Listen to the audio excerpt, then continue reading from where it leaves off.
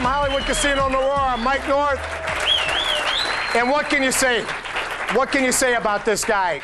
53 years he's been broadcasting baseball, continues to do a fabulous job. He's a Hall of Famer. There isn't anywhere you can go where you don't recognize this man. He's a legend. Ladies and gentlemen, Chicago Cub broadcaster Harry Caray.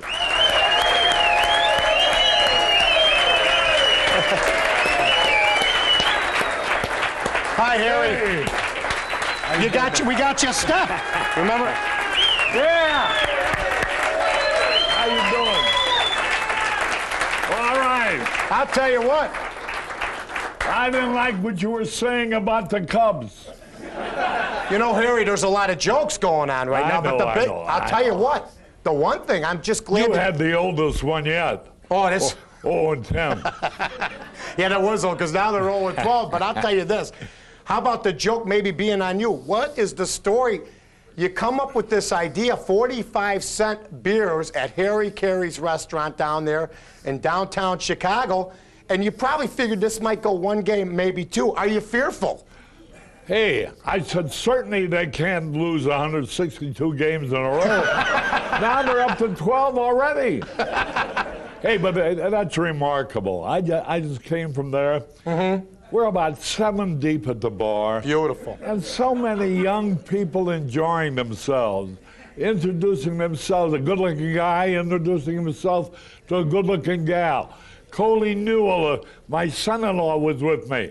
I made sure he didn't look at the pretty girls. Then Pete Van Aken from Peoria with his lovely wife, Donna, sitting right there. And, of course, my wife, Dutchie. And you know what? It's beautiful, finally. Of course, I know Dutchie, but you have made Pete Van Aken a household name in Chicago. I was as thrilled to meet Pete Van Aken as I've been thrilled to meet anybody, because finally we meet the owner of the Peoria Chief. Give Pete Van Aken a hand. Get a picture, Pete. There's my guy, look at him. And of course... Wait a minute, that's enough applause for him.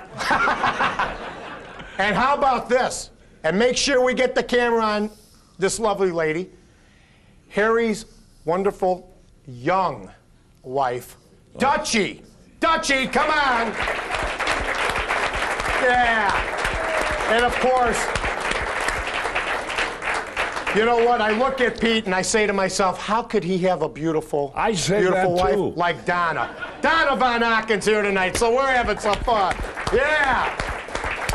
Now, Harry, are you fearful that this club could break the Orioles' record of 21 in a row? Because they are playing bad, fundamental baseball right now. They're not just losing, they're losing in a bad way.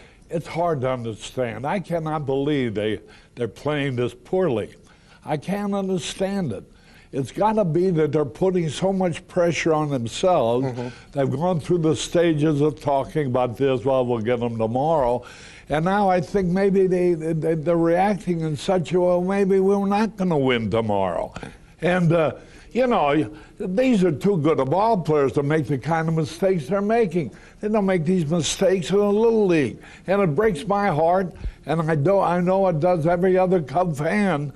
But what are we going to do about it? Just got to go through and wait until they win. You know, I'm worried about the one thing over at your restaurant, though. You said 7 deep. Are you fearing that people over there are going to be disappointed that the Cubs do win and that the 45-cent beers stop? Are you fearful of this? Well, are they rooting for that? Are you going to start hearing people go, keep losing, we got the beers coming?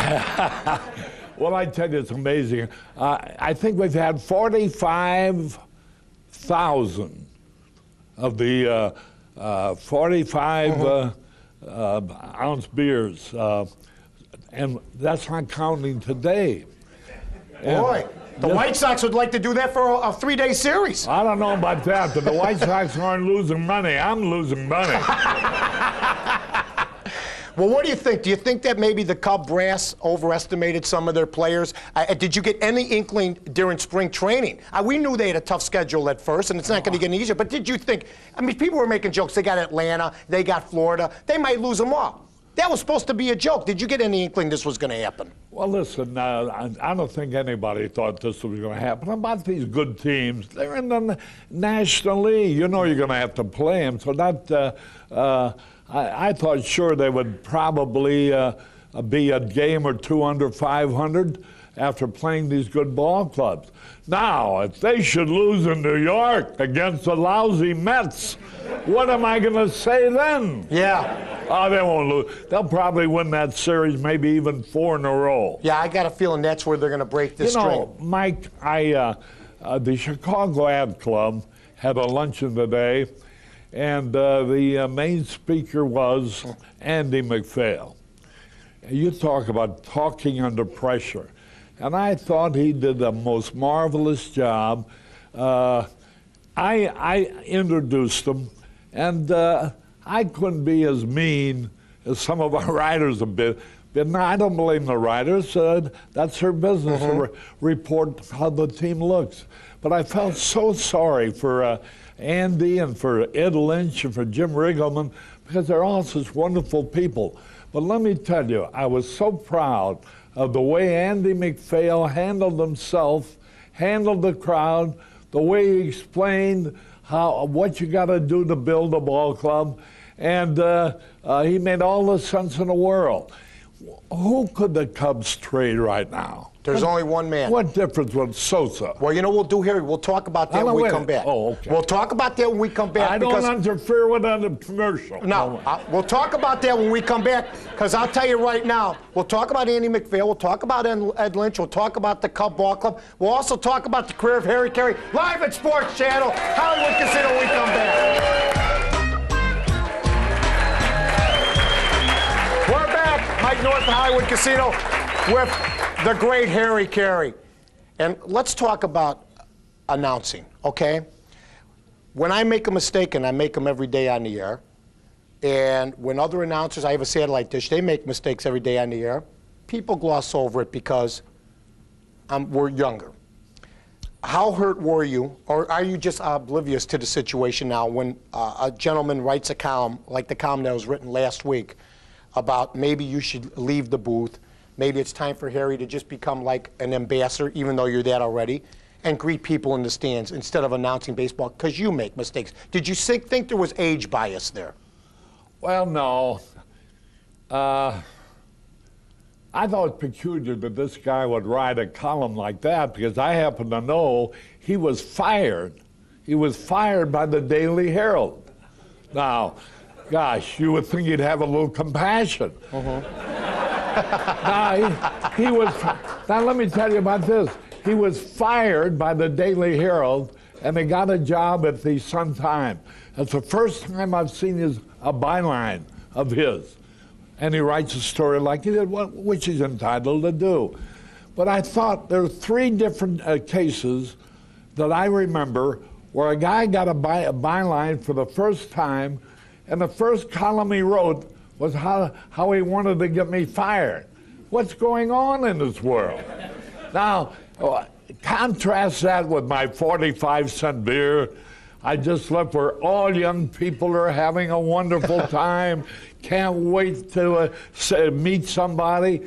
In this day and age when there's a lot of hate and a lot of this and a lot of that, what a way for people to just make friends with each other. And I thought, hey, let that guy write whatever he wants to write. These are my kind of people. They know it's later than you think. Enjoy yourself. I want them to enjoy themselves, even though I'm slowly and surely going to the poorhouse. Let me ask you this. Now, the Chicago Cubs would be foolish to ever think of even getting rid of you. I think people enjoy listening to you. I enjoy listening to you. I think it's fun. I think you got energy. I think you make the game entertaining when everybody's so cosmetic. How many more years are we rolling with this? We're going to try to hit 60? Oh, listen. You got 53 now. You got 7 more years, maybe? I'm not thinking that way. Let me just say this, Mike. I don't apologize for loving baseball. I could quit anytime I wanted to. Tribune people have been very nice to me. But I love what I'm doing. Is there anything wrong with a man doing what he loves to do as long as he can. Age is only a chronological number. And why people always think of you should hire a guy, because of course I'm not a young kid. I got a son 56 years old. I got another son 50 years old. There's no way I can be 29 years old. That would be a miracle, Harry. Yeah, and I got a grandson, besides one who's only 2.5 years old, Brendan Newell, and his father's right here, Coley. But I have Chip, who's one of the outstanding young announcers, like Tom Brenneman, and like Joe Buck in St. Louis, great young announcers. I love these guys, and they're going to be outstanding. But I'm not going to give up my job because I love it too much. Let me ask you something.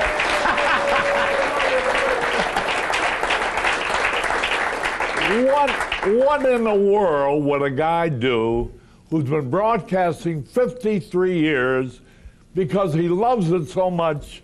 What would he do if he quit at age 29 like I am? Well, I'll tell you this. We're going to take a break, but you can't quit because of those 45-cent beers. You got to work another 5-6 years. Mike North with Harry Caray, live at Iowa Casino. More with Harry after this. He's a legend. He's a Hall of Famer. Harry Caray. I got to ask you, what do you do to prepare for your next game? Everybody knows. They hear you in the booth. I go down to Harry Caray's restaurant, get behind the bar, and draw these 45-cent here you Budweisers. go. Shameless plugging from you all night.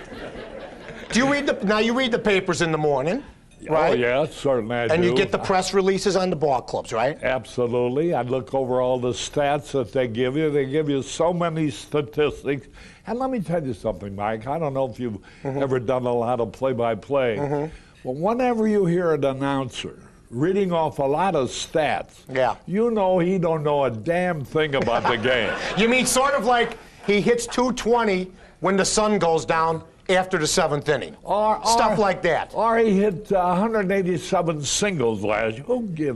Who cares? I mean, if you love this game and if you've been with this game, you don't have to talk statistics.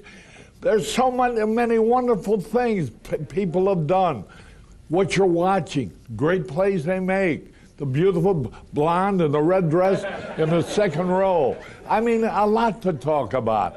Who cares whether he got 189 singles or 187 singles? Is this because... Does that make any difference? Is this because maybe a lot of these guys who work for ball clubs with overbearing owners are afraid to just speak their mind and talk about the ball club? Because when you were with the White Sox, my friend, you and Pearsall were the greatest announcing tandem of all time, and you fired on your own team, which was brand new to the people of Chicago. And I'll tell you what, I think if an announcer does that today, for the most part, if he doesn't have 30 or 40 or 50 years in, like you, Vince Scully, or Chick Hearn, well, I don't know. I think he's gone. I tell you, though, that the announcers have more freedom today than when I started. I started in 1945, and after my first year, stories in the paper were that I'd get fired. And this went on throughout my career. At the end of every season, they said, well, he said a bad thing about the owner, about the general manager, or the field manager, or the star of the ball club. And they would start thinking about firing me, and then they realized that the announcer is the only liaison there is between the team and the public. Okay. And if the public likes the guy, you don't dare fire him. But let me ask you this now. White Sox fans remember you not only as a great play-by-play man, but also as a guy who spoke his mind and told the truth. Are you biting your tongue sometimes with the Chicago Cubs now more than you used to? Are you maybe at a time starting to ask, when are you going to start asking questions maybe about Ed Lynch or about some of the things that are going on with the Cub ball club? Well, I handle the pregame radio show at home with Jim Riggleman. Okay. Apparently you don't listen. No, I don't listen to that. I'll be honest with you, Harry. Okay. I'm on the air at the time. Now let me tell you something else. I've said more critical things and it hurts me to say critical things about nice people that I know. Right. Like a lot of ball players are. There's some who aren't very nice. But most ball players are really very nice. You don't want to criticize them. but integrity, credibility. If a guy makes a mistake, you got to say what he did. I broadcast a game, what was it, yesterday? It was so terrible. A 4-0 game against the Colorado I never Rockies. saw such horrible baseball. I know. Terrible. And I kept saying to myself, how can they play this poorly? I don't mind the 0 for 12. What I mind is the fact it looks so bad going 0 for 12, and I honestly think this is what's preying on their minds, and that they've gotten to a position now where they're putting so much pressure on themselves that the brave words you hear them say, well, we'll get them tomorrow, all of a sudden they're doubting those brave words because they themselves are beginning to wonder about I cannot believe the talent. You know, when we came on to spring training. But do you think they're that talented, the Cub team, compared to other teams in the National League? They can't be. There are a couple ball clubs they aren't comparable with. They're not comparable with the Marlins. Right. They're not comparable with Atlanta. They're going to hold their own with the Rockies, who look very good right now. But they're an average, pretty good ball club. I thought they're 0-12 here. Wait a minute. I know it. In our division, the leader is 9-6. Right. They won. Houston won yesterday. I had a better story because we were only 5 games on the loss side, 6.5 back in the standing. And this is early. If that was true in September, you'd think you still got a fighting chance to make up 5 games in a month. Now we got about 4 months to go. But that's got nothing to do with it. If you don't start playing good, winning baseball, and you win only by being better than the other guy. You win because you score more runs. It's a very simple game. If I get 4 runs, you get 3, I win, you lose, Mike. The Sox haven't won a World Series since 1917, the Cubs since 1908. How come it's simple for everybody else except us? We're going to take a break. When we come back, more from Harry Caray live at Hollywood Casino. Mike North, live from Hollywood Casino on Sports Channel and around the country with the legendary Caray. You know, I was trying to figure out how many Cubs you can get some value for if you traded them, and this tells you how I perceive this to be a bad ball club. I could only think of 2 guys. One, a waste of money because he's never going to get an opportunity to pitch in the role that he was destined to be, Mel Rojas. The Yankees need a stopper. They lost John Wetland. I think if you trade Mel Rojas to the Yankees, they've blown 5 games already in the bullpen. I think, Caray, with Adams already with the Cubs, they already had a stopper. I think they could get some prospects for him. Well, Mike, you're a very good announcer. But you will never learn the first lesson about trading. It takes 2 to make a trade. Why do you think they'd be so interested in Rojas? Because he had 36 saves out of 40 that was last year. What, do you think all of a sudden he puts the Cub uniform on and he goes, I don't know. Wait a minute, he hasn't dazzled anybody too much yet. I understand it, but I think he is a pretty good pitcher. He hasn't had many chances. Was he a necessary pickup when you have Adams in the bullpen? A kid that's ready to roll? You know, you keep bringing up the bullpen. I think what they got to do, Adams is a good enough pitcher to start. Turk Wendell's a good enough pitcher to start. What's the sense of having relief pitchers when you don't have a starting pitcher? Well, how about this? I think the other guys... They got a couple starting pitchers. Mulholland... He's done great. Done great. Yep. And Traxel... Yeah. Very good. It's almost time to cut the cord on Castile and Foster, by the way. I've seen them a little bit too often now. They're getting bombed every day. And that's just the way every time they pitch. How about Grace? How about Mark Grace? Mark Grace is He loves it here. But you know what? You can get somebody for him. And pay $5 million? Hey, all clubs want a slugging first baseman. Where do you get your power on a ball club? Usually at first base, but the Chicago Cubs were one of the few teams that got their power in the old days from their middle infielders of Dunston. Not anymore. I understand. Those 2 guys are 45 years old. They're older than you. You got 2 guys older than you playing in the middle of the infield. Who's the other? Oh. Sandberg and Dunston. Well, Sandberg and Dunston, that's a shame to see them going so badly because they've been such outstanding ball players. And I don't know, I'm sure it's only a temporary thing. I think we're going to get some good baseball out of both of them. I certainly hope so. I bring the whole team down to Harry Caray's. I'll tell you right now, I bring the whole team down there in their uniforms, and just set up pitcher after pitcher beer.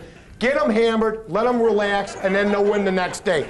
Hey, Harry, I'll tell you what. You know what I want to do? What? What Billy Martin used to do, get a hat, throw all the names in the hat. Yeah, and let one of the guys pick out 9 names, maybe 8 names, and play those 8 guys no matter who they are. Oh, that's a beautiful thing. It can't be any worse than what's going on right now. We want to thank Harry Caray for coming